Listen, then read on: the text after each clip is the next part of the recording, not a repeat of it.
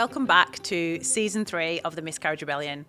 As you've probably heard already, this is a decade of impact. We're taking the opportunity to stop and reflect on 10 years of making a difference for mothers who've lost their babies during pregnancy, to all of the families that have been impacted by miscarriage, termination for medical reasons, ectopic, molar, chemical pregnancy, all of the different types of loss that deserve to be met with validation, empathy and connection.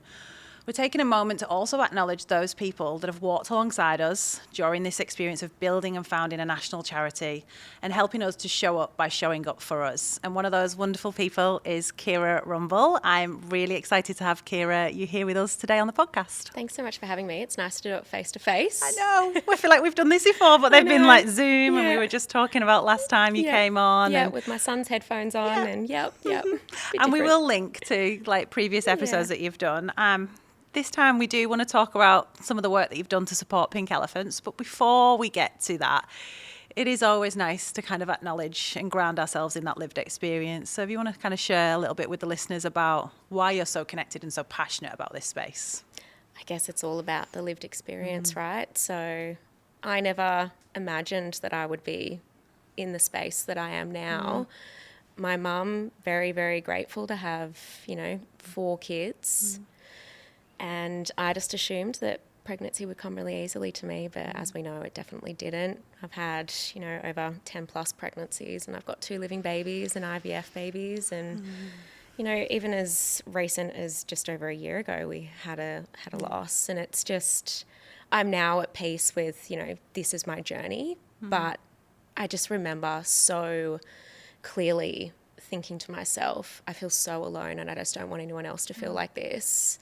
And all I did was pick up my phone when I was going through an ectopic pregnancy, and I started documenting it, and then I put it out online. And it was this really cathartic but very bizarre moment where I felt very vulnerable. But then I just watched all of these people coming through my Instagram DMs saying, this has happened to me, or I know someone. And I just felt like it was my purpose to really, give back to the people that held me during those dark moments, especially you guys. Yeah, and that's how we first connected. I remember also seeing that video and thinking, wow, someone's out here, they're talking about this in real time. Because I think what's you've not shared or not valued there that needs to be kind of looked at is that you were sharing this whilst you were actually going through it. Yeah. Most people now are coming to a stage where they can share these experiences with hindsight, and often that's with a rainbow baby in their arms that they've got so much gratitude for, and they think it's time to share, and they feel in a safe space that they can now, and that's beautiful.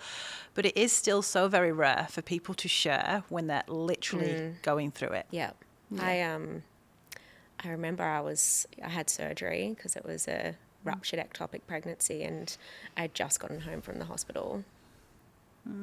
And I just remember sitting on that couch and my face was so puffy. But just, I remember it was way back before AI, and I was on YouTube trying to find what symptoms were for an ectopic pregnancy, and I just couldn't find anything.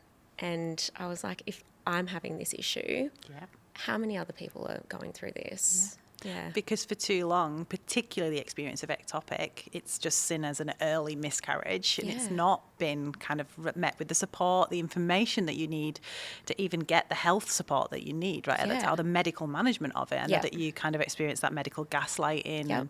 4 weeks. Yeah. I was being told, oh no, it's just a miscarriage, or oh, you're pregnant. Yep. Let's just go get you another blood test. And lo and behold, it was, ruptured ectopic pregnancy, and I had internal bleeding. And but even just sitting in the hospital bed after going through the surgery, there was no, I'm so sorry. No.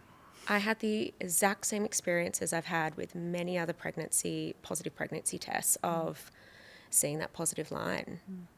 And all of that, that hope and that thinking of, I'm going to be a mum finally. And then no one in that hospital apologised. Not apologised, but just said, I'm so sorry you're going through this. Acknowledged, right? Acknowledged, that's the word. 100%. And that's still so common today, and still something that we're trying to challenge, and it doesn't happen overnight.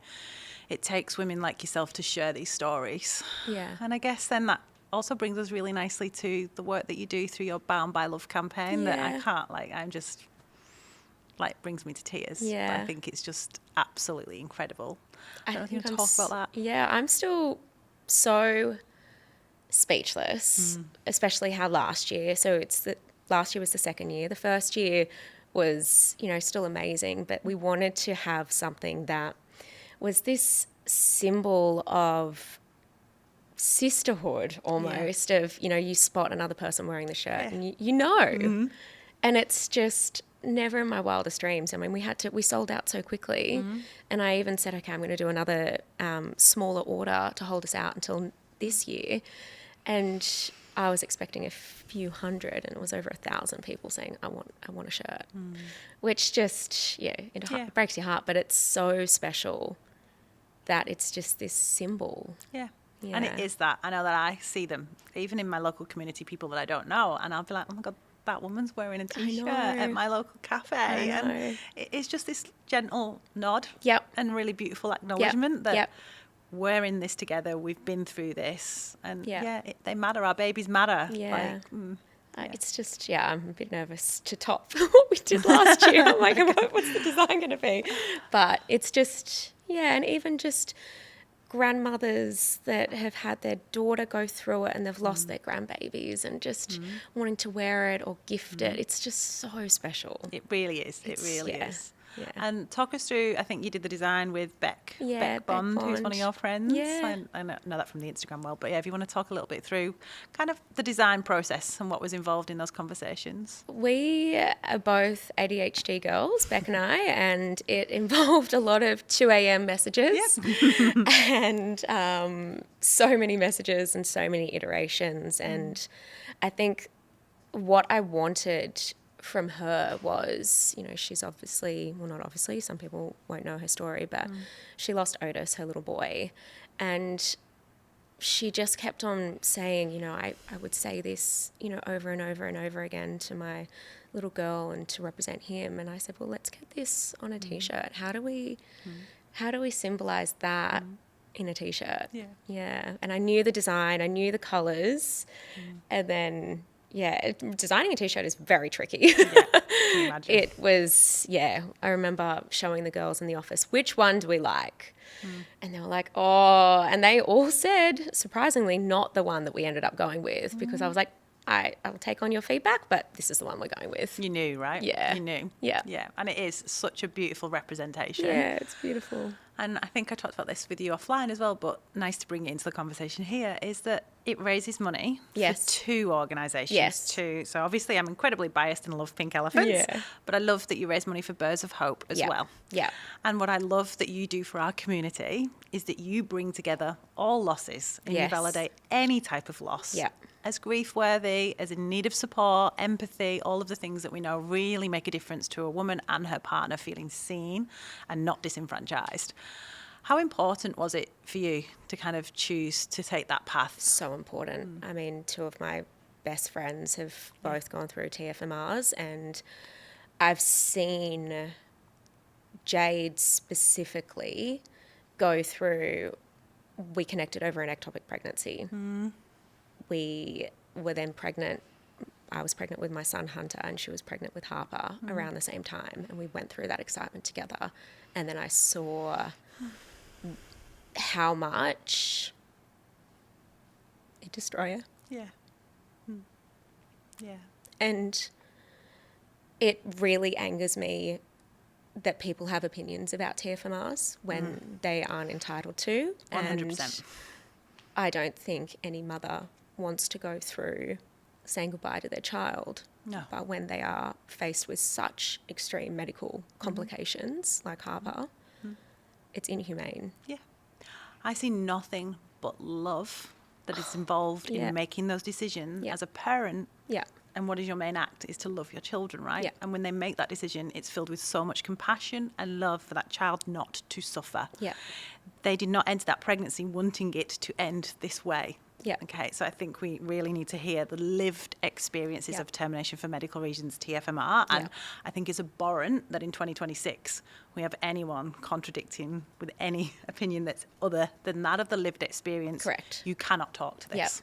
Yeah. End of. I'm so strong on that one, because you can cause so much profound harm and trauma that is unnecessary to arguably a mother and the parent or partner who are already suffering so much. Why on earth would you want to add to that? It's just beyond even comprehension for me.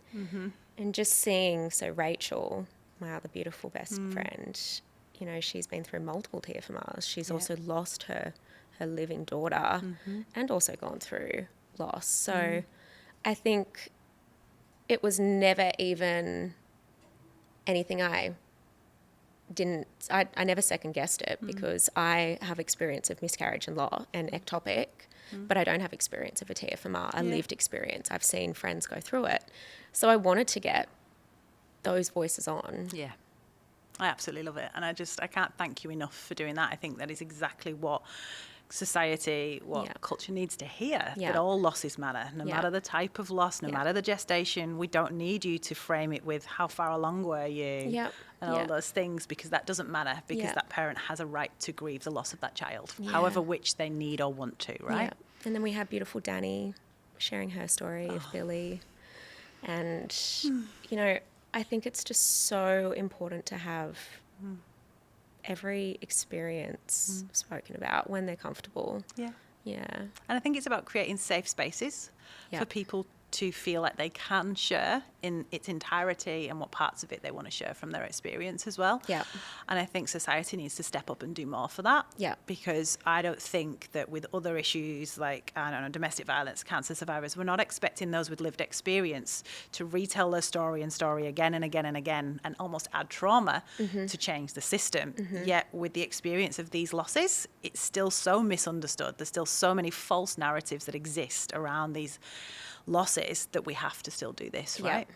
And something that's really important to me, especially when we're doing the Bound by Love, is we did a podcast, which was, I think I probably had a bit of a PTSD response too after. I had a big shutdown after that, but it wasn't about me. It was about, you know, Danny had never even shared her story about Billy until she sat down on that chair.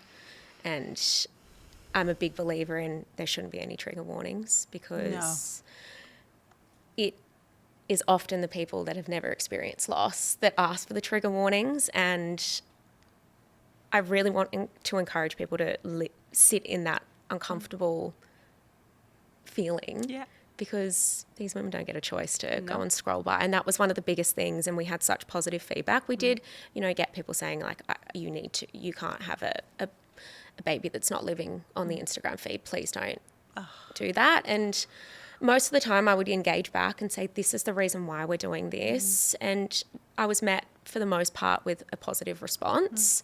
And I understand it is very deeply uncomfortable for people, but I'm really glad that I chose to make that a stance, because it shouldn't be deeply uncomfortable. We're uncomfortable because we actually can't manage a lot of these things, right? And baby loss, unfortunately, challenges a lot of this kind of false narrative piece as well. I also remember reading Rachel's piece on triggers. I think it was on Mamma Mia many years ago. Four corners. And that was amazing. And she's such a beautiful, eloquent way of writing and positioning things so that both sides can see, I think, amazing. But we agree too, we won't put trigger warnings because my babies don't deserve a trigger warning. They don't need one. And we might not have images of our babies because our losses might have happened earlier where we don't have images, but we shouldn't have to censor the conversations around the loss of our babies to meet other people's needs. And you need to hear as well, or they need to hear, that you actually can't make us feel any worse than what we already feel. Like, our babies died. Like, I'm already upset. I'm already in grief, right? So, you know what I mean? We don't need to manage your reaction as well. It's just, Rach and I actually had a very healthy, not debate, but I came from it from a different lens that wasn't pregnancy loss related, but more from my childhood PTSD. And we were having a very good debate about it, and she convinced me. I was like, yep, she's you good know what? I agree. I'm all for it now. 100%. I can imagine that. Let's shift tack a little bit, because one thing we like to cover as well is that a pregnancy loss, the loss of a baby during pregnancy, is not a moment in time. There is this whole other journey that's wrapped around and needs support. And I know for you personally, your pregnancy after losses. then the postpartum with the babies in your arms, also how difficult pregnancy is for you with your HG experience. I think you want to talk a little bit about kind of that as well. What that's like. I guess it's all about layers, right? So before I had my son, I was just in this vortex of hell, of trying to have a baby, losing babies, and just holding on to any glimpse of hope. And that's when I lent into, if I saw a kookaburra or a rainbow or any sort of sign, I had crystals the whole way out through my house. I would, rub my belly and put essential oils on and anything to just feel hope. And then when I went through loss after I had a living baby, it was still very much there, but it was in a different way. And then it's just very intense how these waves of grief will just hit you when you're not expecting it. I just remember seeing pregnant women when I was in the thick of, trying to conceive and loss, and I didn't know their story, but it still made me break down, and I still have so much trauma from that it was so dark and so deep. Yeah, and lasting and long, and not a moment in time, like society says that, at least it happened early, you'll be right. A week later, we expect you to be fine, right? And we're often not. The most women that we see are absolutely nowhere near fine. We know that there's research in the UK from Professor Don Born that like a fifth of women will have PTSD 9 months after an ectopic pregnancy loss. That's a huge portion. That's at clinical levels. And that's totally the opposite to what we're told by society as well. An ectopic happens early, so you should be fine. And that's not it, right? No. At all. Especially not with me. I was told so many times, there's no way this is an ectopic. I remember the first time I was admitted into ED, I said, I think I've got an ectopic pregnancy. And I was laughed at, going, Dr. Google. And, 4 weeks later, bleeding internally, at a sonographer, getting a scan and being told you need to rush up to hospital or we can call you an ambulance, and still to be met with, where we don't actually think that this is an ectopic. There's no way this is an ectopic. I did, in all fairness, have a heterotopic pregnancy, so a dual pregnancy, one that miscarried and then the ectopic, but I still... I saw an image of 2 fallopian tubes the other day and I'm like, it's fucked. I don't have one. Yeah. I've got one. Yeah. And it's just, the scars on my belly and the ovulation pain that I get when I ovulate from the side that I don't have a tube. It's all of these little things that just are there. Yeah. And the triggers that people don't see that you see. Yeah. Yeah. There's so much of this that is unseen still. Yeah. And that's why it's so important that we tell these stories. If you were to give a message to anyone listening today that's probably just going through maybe the experience of an ectopic or a type of early pregnancy loss, what would you want them to know? It sounds really cliche, but you're really not alone. I think even the Bound by Love t-shirts is a very big representation of that. Just seeing, these people pop up with these shirts and knowing that they've gone through something similar. And I always say to people, get on the Pink Elephants community group on Facebook and just tell your story. You can be anonymous if you don't feel like sharing. I don't think we had that option back when I was having a lot. No. Remember? Because I remember saying, you can create another account if you want, because you kind of were known, and I was conscious of that as well. But I just think just hearing complete strangers saying, I hope you're okay, I'm sorry this happened to you, is so validating. And I think that people that have never gone through it, even though their intentions are really pure, like friends. And I think that narrative and that conversation is definitely shifting about what do I say to someone going through a loss. But again, I had friends being like, at least you know you can get pregnant. Didn't help. No. Not at all. No. But I think it's just, you really aren't alone. Even if you have got, poor Laura, who was on the Bound by Love podcast, who has lost 2 of her beautiful girls, Phoebe and Margot, and gone through horrific HG. I've never met anyone like that. And even if her story is not the same, she'll still find comfort. And Yeah. it's really deeply heartbreaking. Yeah, it really is. And I think knowing you're not alone, it might sound simple to us and simple to people that haven't walked this, but there's something so profound about being able to connect with others and land where you are and feel safe to be able to tell your story without fear of minimization or judgment. Yep. Like, because that's a big one. Like, we hear things like, oh, how come my best friend's baby is still, like, how come they're still pregnant, they're going to get their baby? Why did my baby die? And that's something that would be shared within our communities because people feel safe and they don't feel they're going to get judged for that. But it's not something they'd have a conversation with their friend group about. Yeah. Or even just something like, oh, they just got married, but they're already pregnant. Yeah. Something as simple as that. You're not actually angry at these people, but you can't help I still feel like that when I see that. Yeah.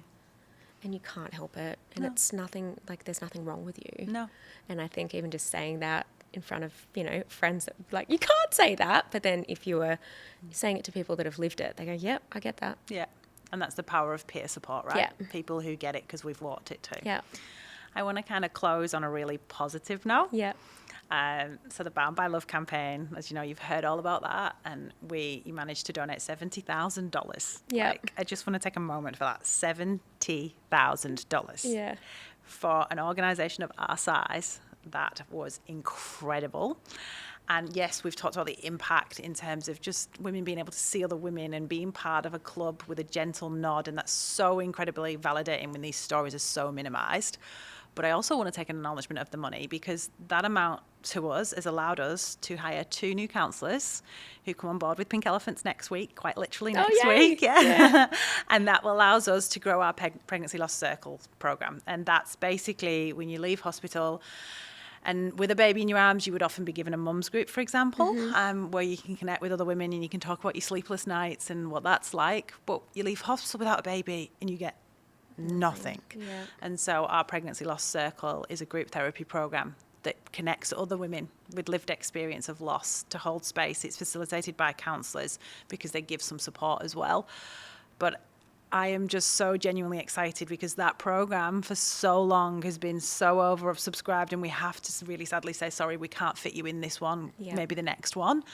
I don't want to do that because I don't think that's fair. And so by us being able to grow, we can now offer more women than ever before, and hopefully that will continue as well. So it's made a real impact. It's making a difference in so many ways. And I want you to hear that, like how grateful Thank you. we are for that. I was completely blown away with how big it was. And it's exciting to see, what we're going to do this year.